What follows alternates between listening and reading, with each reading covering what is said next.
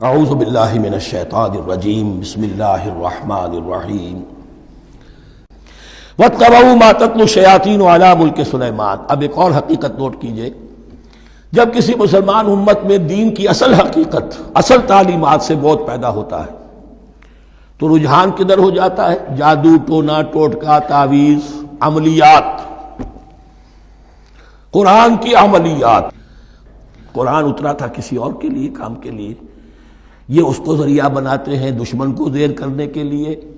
محبوب آپ کے قدموں میں آ کر گرے گا، عمل قرآنی ہے، اتنے 100 روپے کا آپ لے جائیے تو مل جائے گا۔ یہ دندے ہمارے ابھی چل رہے ہیں، خوب چلتے ہیں، اور میں سمجھتا ہوں کہ سب سے زیادہ فلرشنگ کاروبار جو ہے وہ اس طرح کا ہے۔ ہینگ لگے نہ پھٹکڑی، نہ آپ کو کوئی اس میں محنت کرنے کی ضرورت ہے، نہ اس کے اندر آپ کو انویسٹ کرنے کی ضرورت ہے، اور کاروبار چلتا۔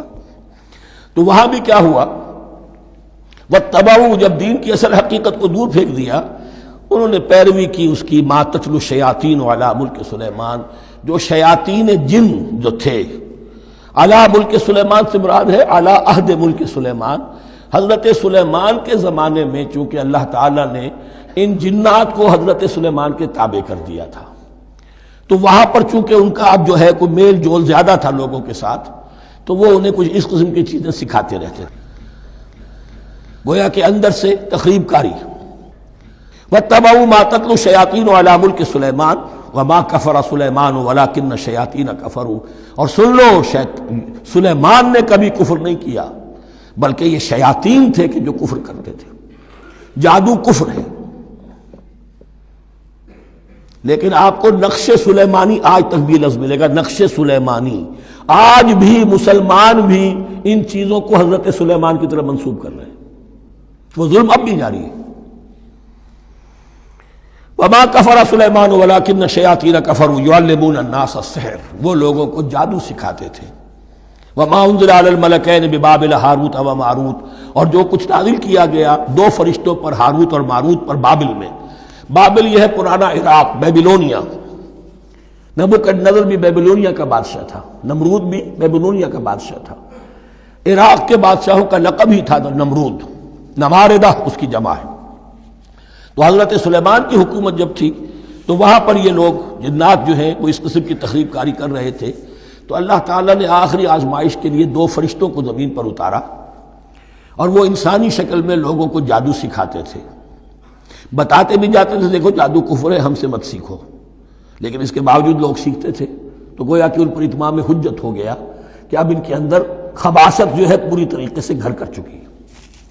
وما یعلمان من احد، اور وہ نہیں سکھاتے تھے کسی کو بھی، حتی یقولا انما نحن فتنۃ فلا تکفر، یہاں تک کہ وہ کہہ دیتے تھے کہ دیکھو ہم تمہاری آزمائش کے لیے بھیجے گئے ہیں، ہم فتنہ ہیں، تو تم کفر مت کرو۔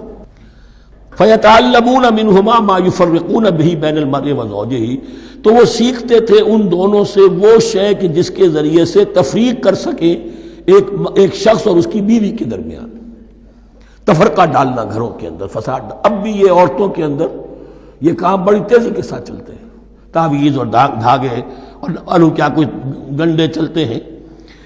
وما هم بضارین بہ من احد، اور نہیں تھے وہ ضرر پہنچانے والے کسی کو کچھ بھی الا باذن اللہ۔ ایمان کا تقاضا یہ ہے کہ چاہے کوئی دوا ہو وہ بھی باذن رب کام کرے گی، ورنہ نہیں۔ کوئی اور اسباب طبیعیہ ہیں، ان کے بھی اثرات ظاہر ہوں گے اگر اللہ چاہے گا، اس کے بغیر کچھ نہیں ہو سکتا۔ جادو کا بھی اثر ہوگا تو اللہ کے اذن سے ہوگا، تو بندہ مومن کو ڈٹے رہنا چاہیے اور مقابلہ کرنا چاہیے۔ وما هم بضارین بہ من احد الا باذن اللہ ویتعلمون ما یضرهم ولا ينفعهم، اور وہ سیکھتے تھے ان سے وہ چیزیں جو ان کے لیے مضرت بخش تھیں، ضرر پہنچانے والی، اور انہیں نفع نہیں پہنچاتی تھی۔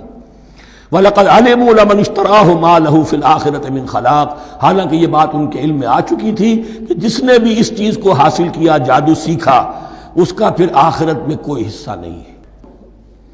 وَلَبِئْسَ مَا شَرَوْا بِهِ أَنفُسَهُمْ، اور بری تھی وہ چیز جس کے لیے انہوں نے اپنے آپ کو فروخت کر دیا۔ لَوْ كَانُوا يَعْلَمُونَ، کاش کہ انہیں علم ہوتا۔ وَلَوْ أَنَّهُمْ آمَنُوا وَاتَّقَوْا، اور اگر وہ ایمان رکھتے اور تقوی کی روش اختیار کرتے، لَمَثُوبَةٌ مِّنْ عِندِ اللَّهِ خَيْرٌ، تو بدلہ پاتے اللہ کی طرف سے بہت ہی اچھا، بہت خیر۔ لَوْ كَانُوا يَعْلَمُونَ، کاش کہ ان کو معلوم ہوتا۔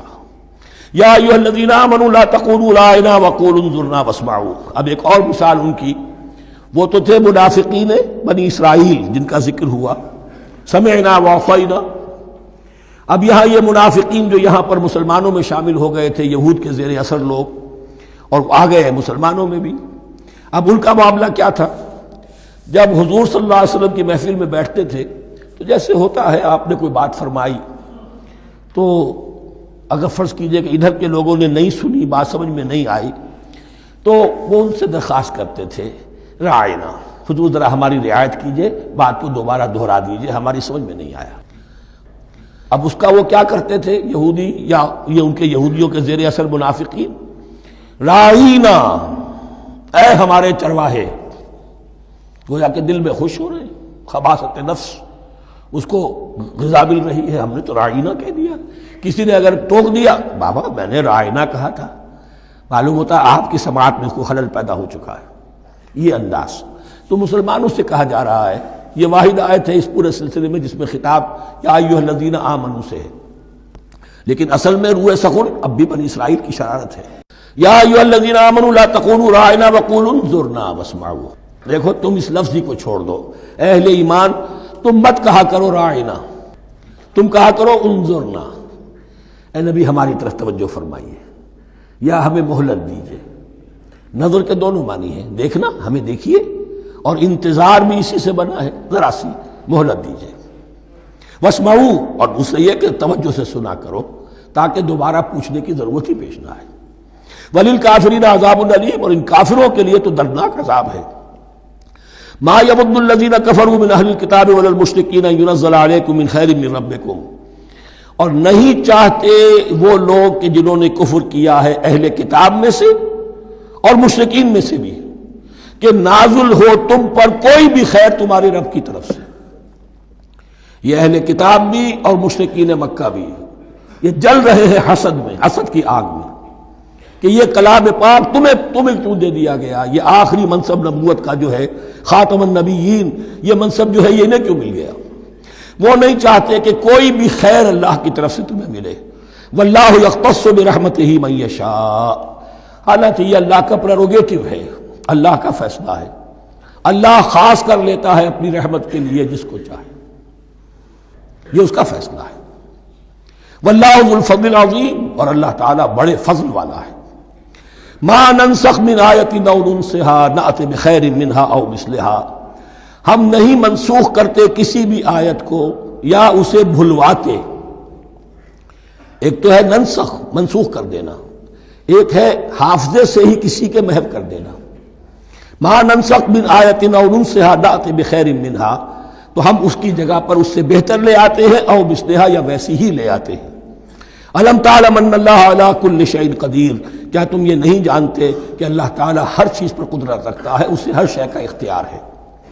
الم تعلم ان اللہ لہ ملک السماوات والارض، کیا تم نہیں جانتے کہ اللہ کے لیے ہی اختیار مطلق ہے، بادشاہی ہے آسمانوں اور زمین کی۔ وما لکم من دون اللہ من ولی ولا نصیر، اور نہیں ہے تمہارے لیے اللہ کے سوا کوئی بھی نہ ولی اور نہ مددگار۔ صدق اللہ العظیم۔